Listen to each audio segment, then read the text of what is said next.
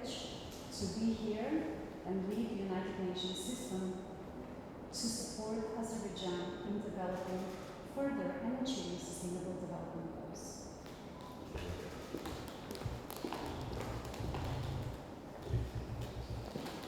Welcome, I'm very glad to see you. I wish you a pleasant stay in Azerbaijan. As you know, Azerbaijan has always been a very active member of the United Nations, and we've been even elected as a non-permanent member of Security Council some 10 years ago by a very large support of international community. 155 countries supported our candidacy, and that was a demonstration of international reputation of the country and active foreign policy. And during 2 years of our chairmanship, we initiated important issues and addressed important global issues which were on the agenda of international community. And of course now, as a chair of non-aligned movement, which is the largest after United Nations international institution, we play an important role in international affairs and also support United Nations Secretary General's initiatives, especially on fighting COVID. And as you know, we, as the chair of NAM, initiated a special session of United Nations General Assembly devoted to coronavirus in the end of last year. And that was also our contribution to the global fight against this disease.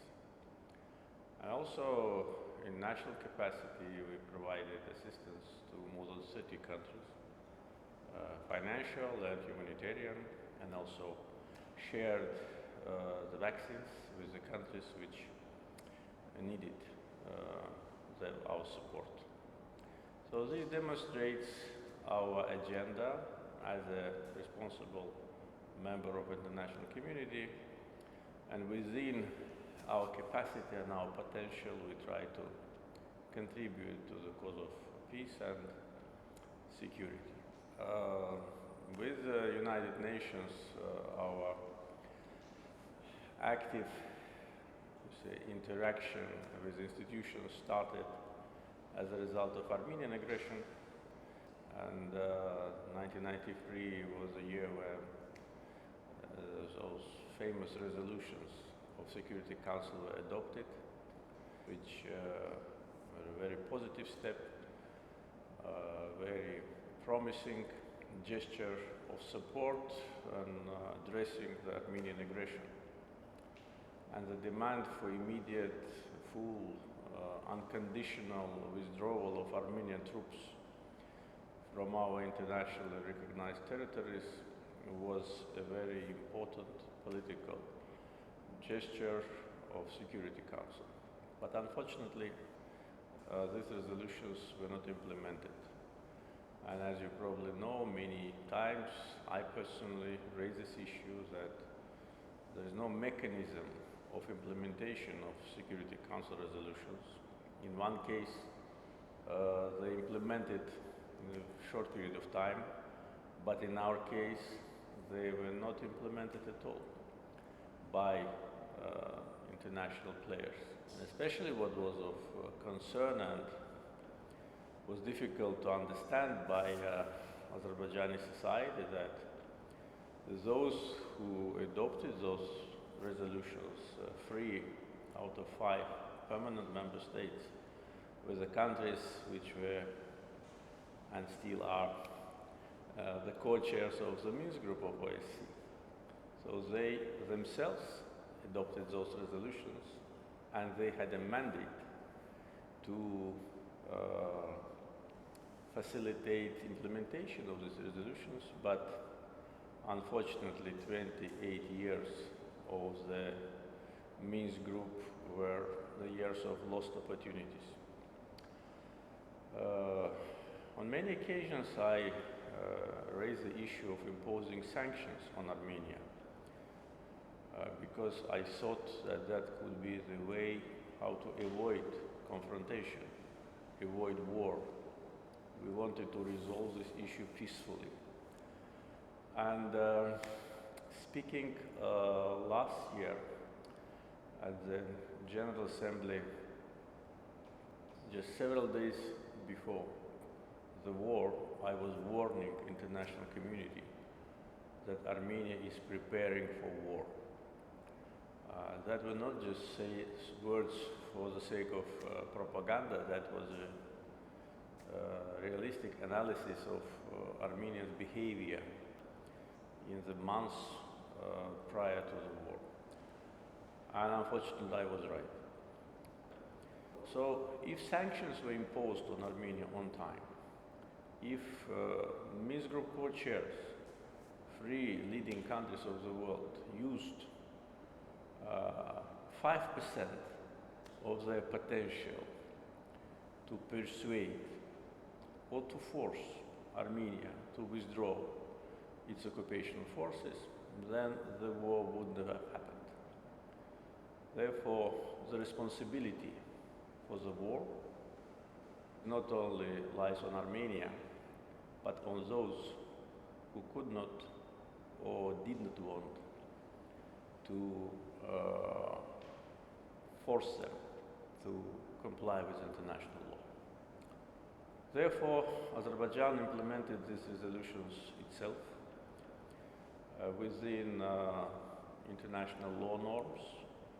We restored justice, we restored international law norms, we implemented United Nations Security Council resolutions ourselves, and we acted in accordance with UN Charter. Chapter 51 recognizes the right for every country for self-defense. So we used all the existing international instruments to restore our territorial integrity. So now the war is over, the conflict is resolved.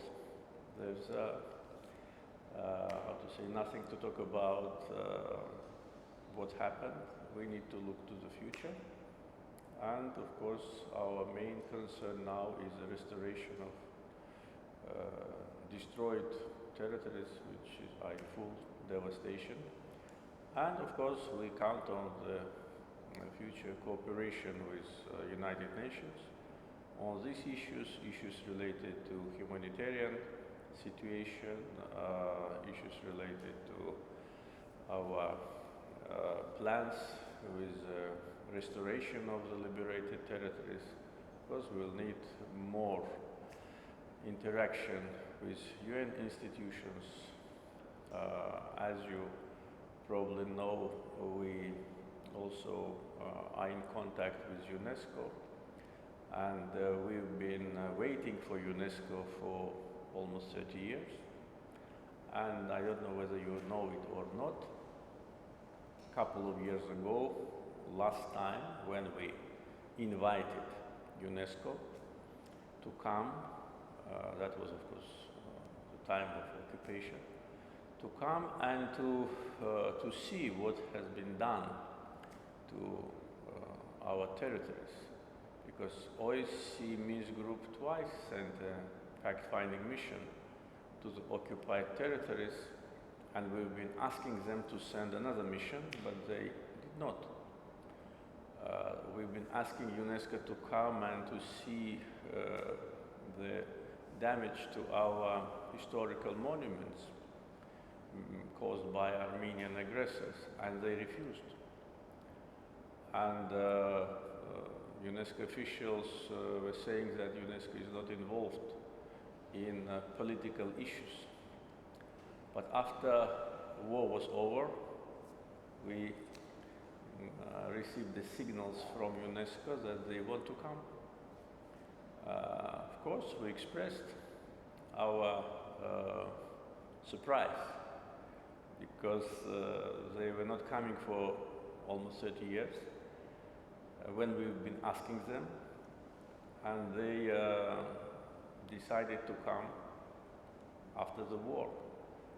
Therefore, we of course agreed to that, and as far as I know, the last information was that the mission have been already created. But now Armenia is objecting again. Therefore, it's again delayed. With other UN institutions also we are in permanent contact, and we will need broad international involvement and assistance from point of view of expertise, point of view of advices, because the area which we are now restoring is more than 10,000 square kilometers.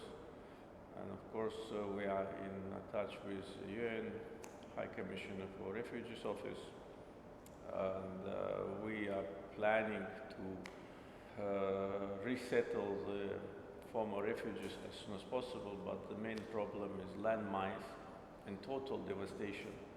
So we'll work with United Nations and its institutions in good faith, as good partners, in order to achieve our main goal of restoration of liberated territories, and we count on very active involvement of your office in Baku. So welcome once again. Thank you, Mr. President. United Nations and Azerbaijan have been friends for 29 years now. Next year we're going to mark the 30th anniversary since Azerbaijan has become a UN member state, but also 30th anniversary since UN has opened an office in Baku. So there is a lot to celebrate, but reflect as well. And I think the last 18 months have been unprecedented. COVID-19 has been a global crisis, and many nations have been struggling.